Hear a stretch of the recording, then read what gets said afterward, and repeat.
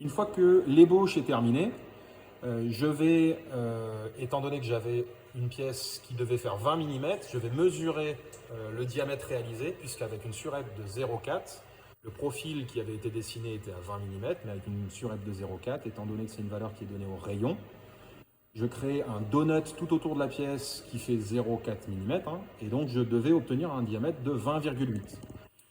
Étant donné qu'après mesure, j'obtiens 21 mm, j'ai une correction à réaliser. Donc dans le tarifold qui est au-dessus du tour, j'ai un exemple ici en usinage extérieur.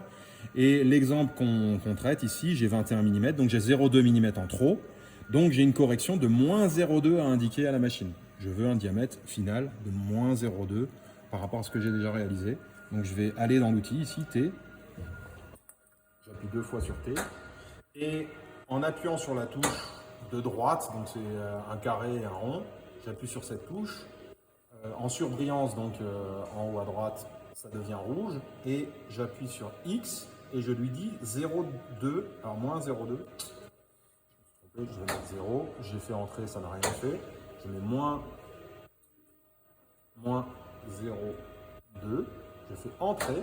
Et à l'écran, on voit moins 0,1, puisque la machine va calculer un déplacement de l'outil relatif pour obtenir un diamètre moins 0,2 plus grand, plus petit, enfin de 0,2 plus petit par rapport à ce qu'on avait réalisé. Donc c'est le déplacement sur X nécessaire, et donc c'est moins 0,1. C'est ce qui justifie la division par 2.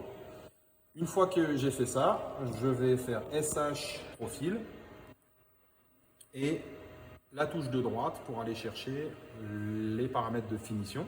Et cette fois-ci, il faut indiquer une surette de 0 par rapport au profil à réaliser, sur X et sur Z. 0, 0. La passe de 1, étant donné que j'ai une surette de 0,4 à enlever, la passe de 1 suffit largement. Je peux lancer le profil.